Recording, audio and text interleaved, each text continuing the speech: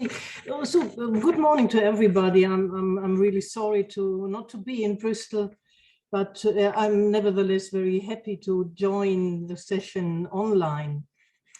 So I have been asked to go some years before 1900 to tell something of the decades before, in particular about the contribution of August Weismann. And here too we can make the question if Weismann was a geneticist. So August Weismann, he was born in 1834 in Frankfurt, studied chemistry in Göttingen, but from 1863 passed all his life in Freiburg, and he himself decided not to move away from this small city in the south of Germany. Ernst Mayr told us about the importance of Weismann in a very known paper, and he said, August Weismann is one of the towering figures in the history of evolutionary biology.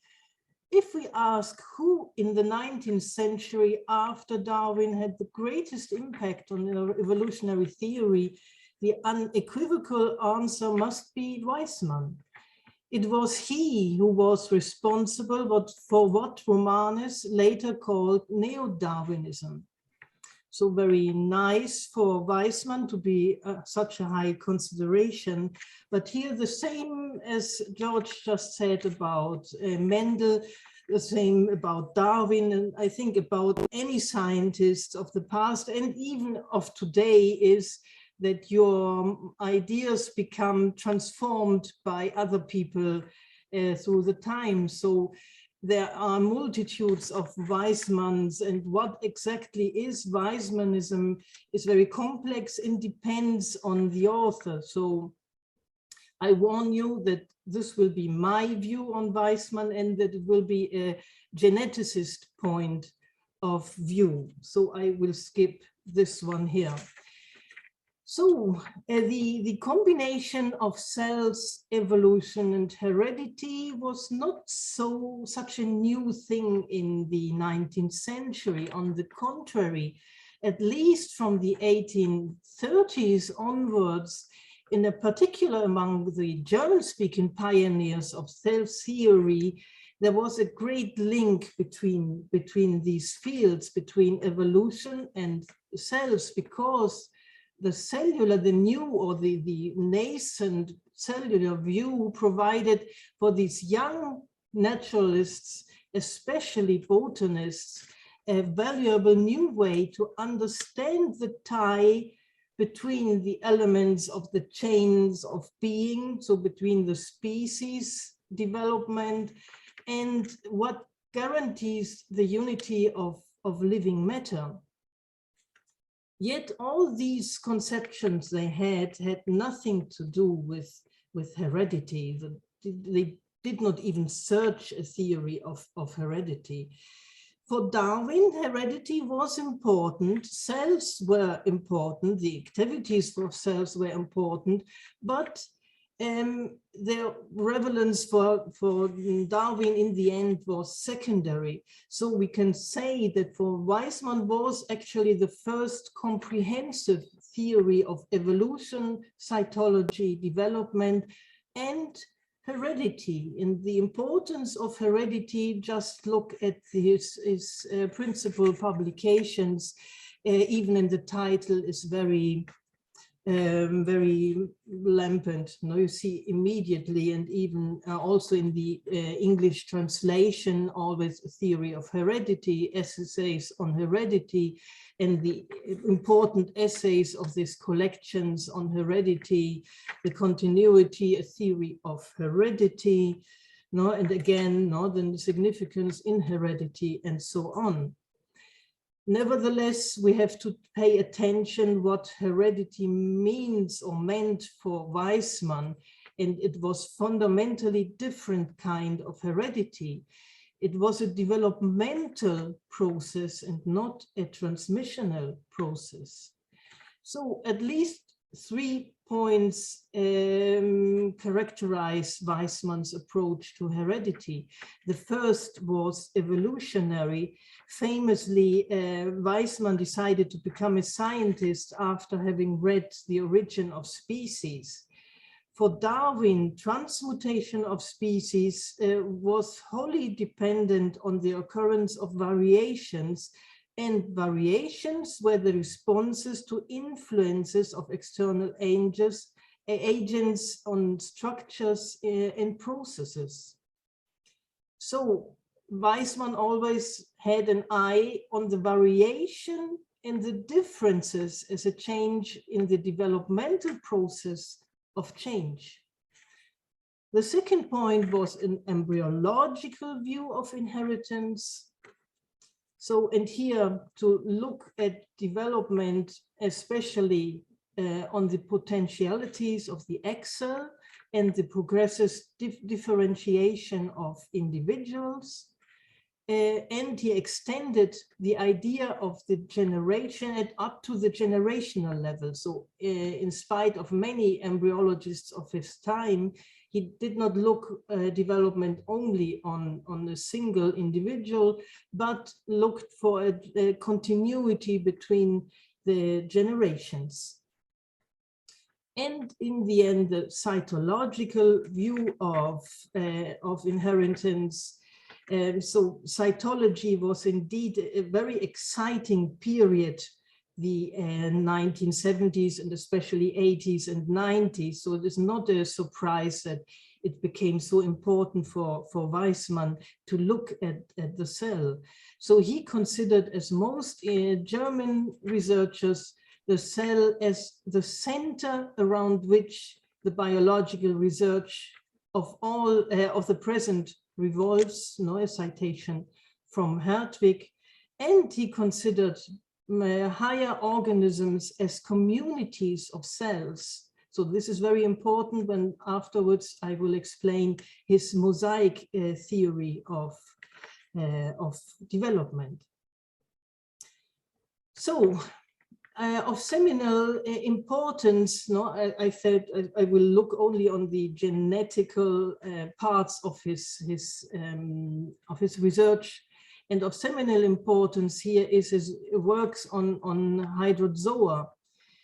When he looked for the embryology of 35 species of hydrozoa, he was able, or is thought to be able, to establish a direct lineage of germ cells, which went through all the stages from the fertilized egg to the adult sex cells and remained always distinct from the somatic cells, according to him. So his first important generalization or conclusion from his paper here was that not any cell can become a germ cell, but it matures at a determinate site in the organism, which is remarkably constant, and then the sex cells migrate to the germ site and to the maturation site.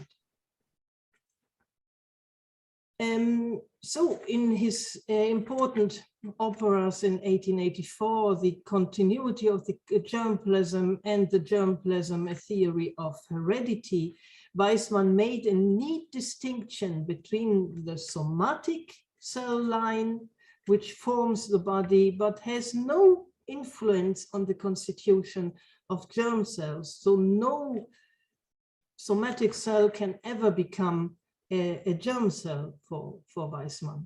And the germ tract, which is potentially immortal because it becomes transported from one generation to the next, which preserves the original set of hereditary carriers and forms a continuity with the germplasm of the preceding and the following generations.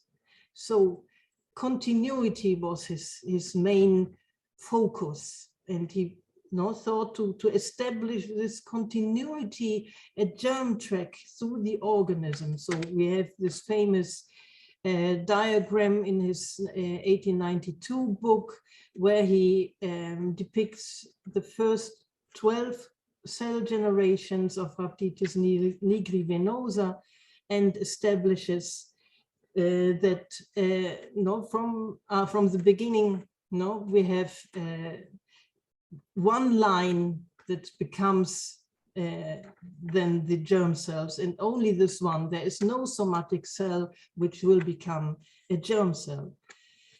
In the following years, especially during the neo-Darwinistic period, this became in part wrongly transformed into the concept of the Weismann barrier. So, that the germplasm never will be influenced by the somatic. So it is impossible to a heredity of acquired characters.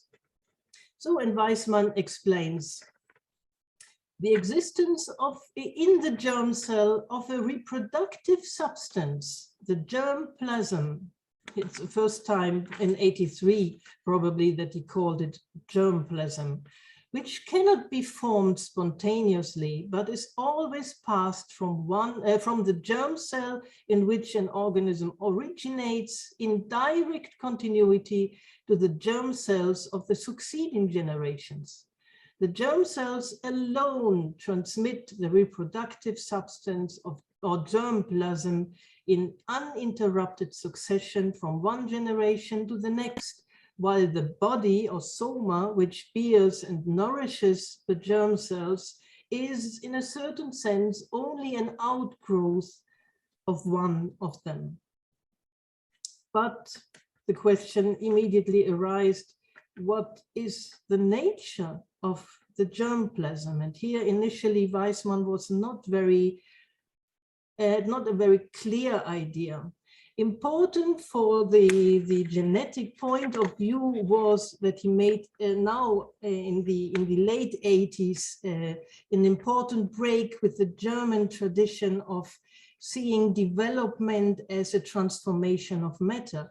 It is a transformation that very famously was brought forward by Ernst Haeckel, who considered also the matter of an egg cell to transform into differentiation, and then up to the very highest level that are nerve cells, which according to Haeckel were the aristocratic level of cell differentiation. Weismann proposed a different kind of internal factors. And as I said, it was a very exciting period of cytological findings.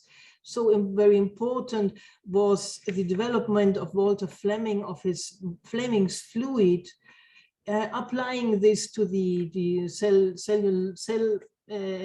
research. He was able to neatly distinguish these very strange structures inside the cell structure, inside the cell nucleus.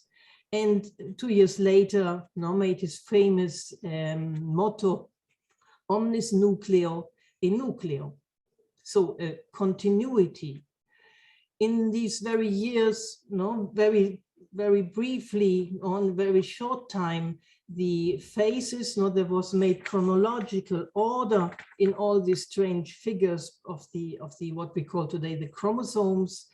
And there was established the succession of the phases of cytokinesis, of karyokinesis, of mitosis, and in 1883 by Eduard van Beneden of meiosis.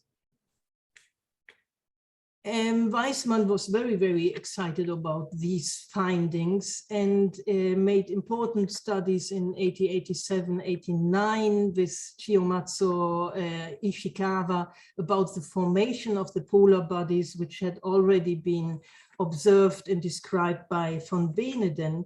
Important for our discussion here is that he interpreted this formation as a reduction of a reduction division. So it serves to expel redundant hereditary material to compensate for the doubling taking place during the fertilization when two nuclei with two sets of chromosomes fuse.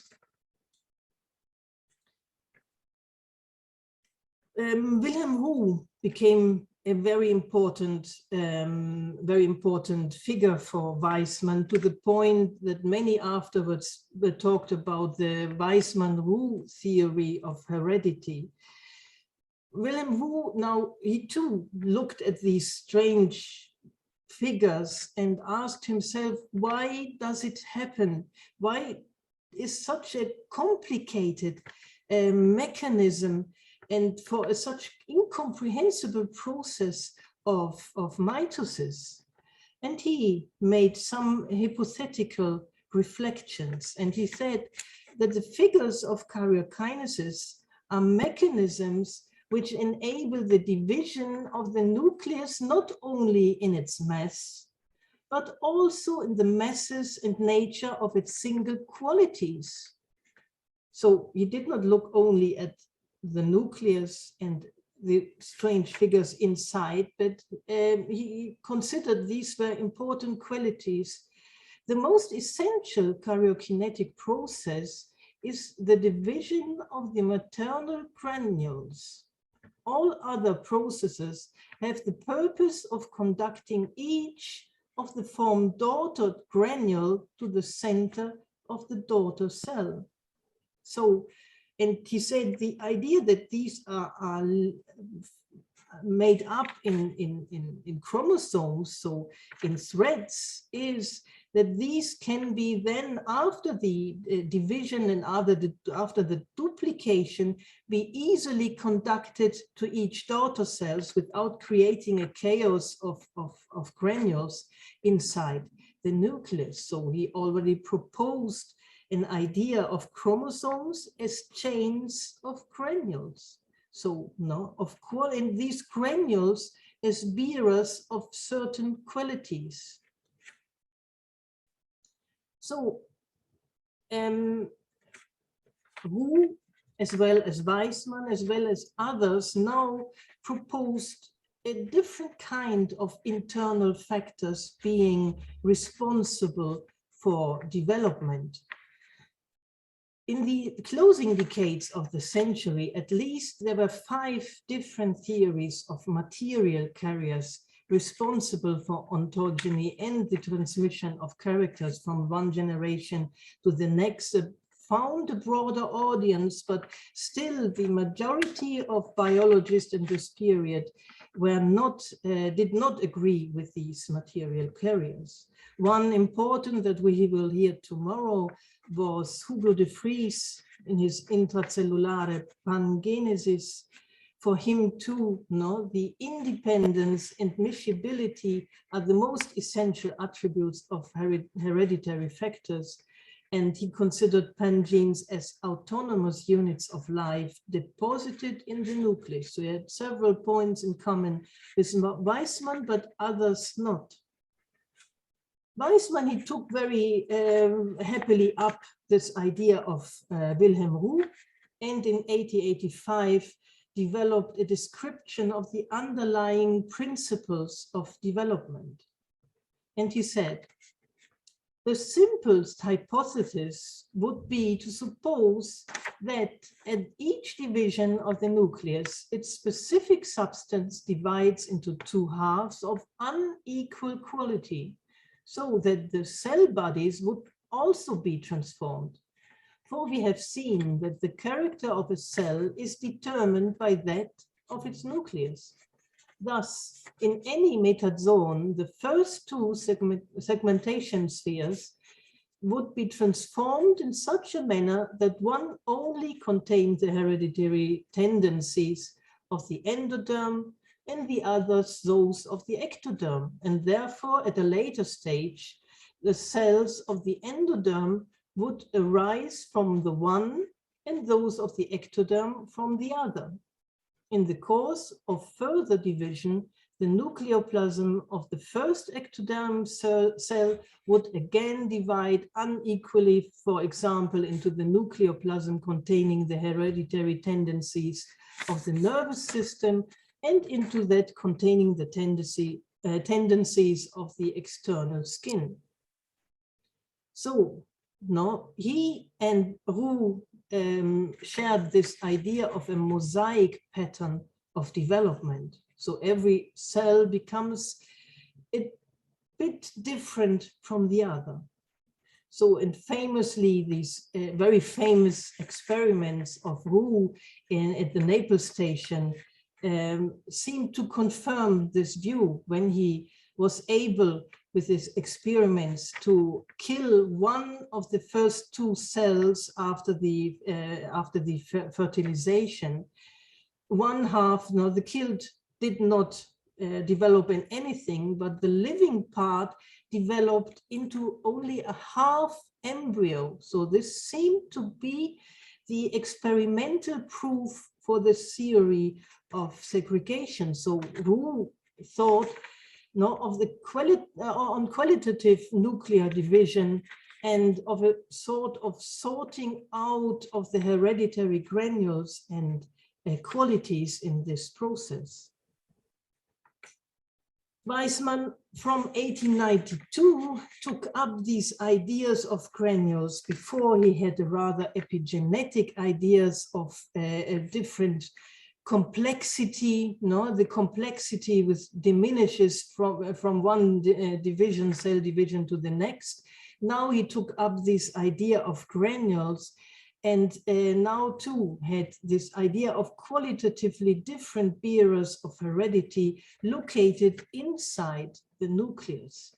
So he made these ideas, chains of beds, and developed a very hierarchical structure of the germplasm. So he called the figures that you see with the microscope that were later identified with the chromosomes, he called them idans or edans. These were made up of edes. These were complete sets of individual ancestral germplasms. These were made up of determinants which direct the development and operations, and determinants in the end were made up of the biophores that were the most fundamental, though invisible, units, the actual bearers of vitality, which possess the power of growth and multiplication, which migrate from the nucleus into the cytoplasm and there determine the very particular characteristic of the cell. So organisms were seen as mosaics of distinct characters and of mosaics of the distinct activities of the biophores. And here too, he added a very famous graph to underline and to illustrate his very innovative idea with the development of the forelimb of Triton. So he said, no, the Urzelle in the beginning contains all the determinants. It's purely hypothetical. It's not a description. It's only a theory he depicts here. It still contains all the determinants 1 to 35, and then these are progressively distributed, segregated. Still, in the end, every cell possesses only the determinants which are needed to develop the very characteristics of this differentiated cell. Continuing hence the process of unequal cell divisions, all specific tissues gradually come into being in a definitely ordered course.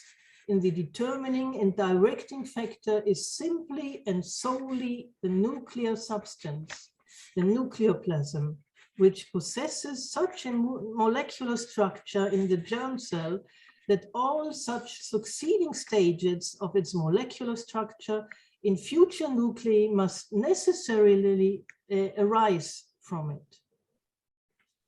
Here too, some experimental data seem to confirm it, famously from Theodore Boveri in the very year 1892 in Ascaris megalocephala.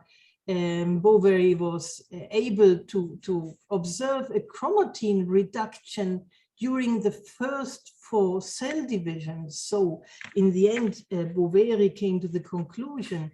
Now, I have already emphasized earlier how much this process corresponds to Weismann's theory of the continuity of the germplasm.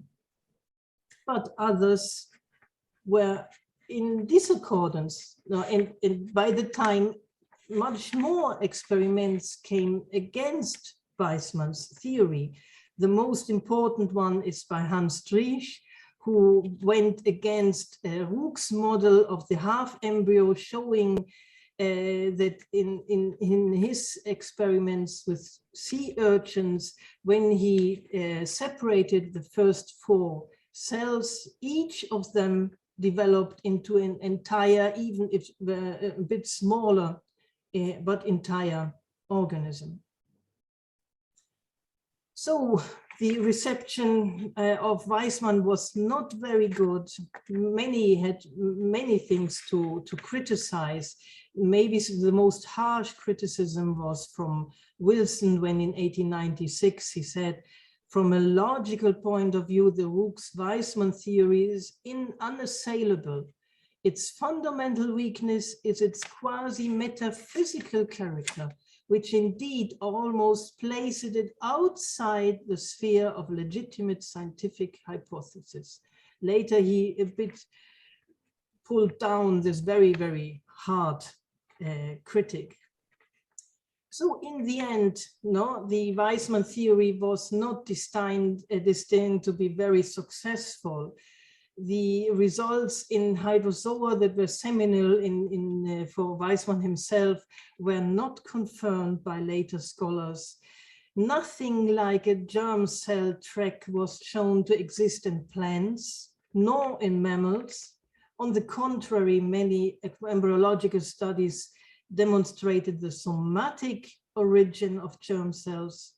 The idea of the progressive segregation of the determinants and their scattering throughout the body during the process of differentiation raised serious theoretical problems, in particular those concerning regeneration. A few experimental data spoke in favor of the supposed supremacy of the nucleus in these years. No, the most, even Wilson and other later supporters of the chromosome theory were against the supremacy of the nucleus. Many botanists even did not know who Weismann was. But in spite of these and many more problems, Weismann's hypothesis greatly stimulated the contemporary research.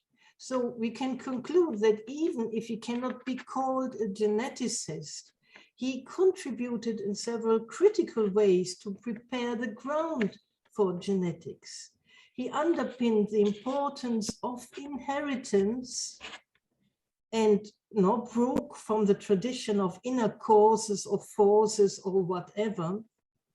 He promoted the idea that all hereditary material is located inside the nucleus, so he helped to shift away from the protoplasm theory to a theory of nuclear hegemony.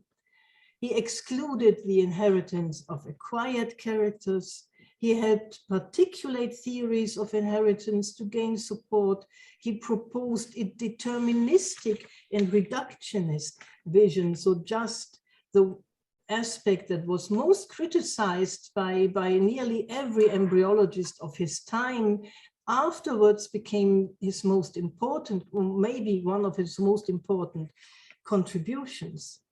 And he promoted a unification between genetics and cytology, so between the chromosomes and the Mendelian factors. So thank you very much for your attention.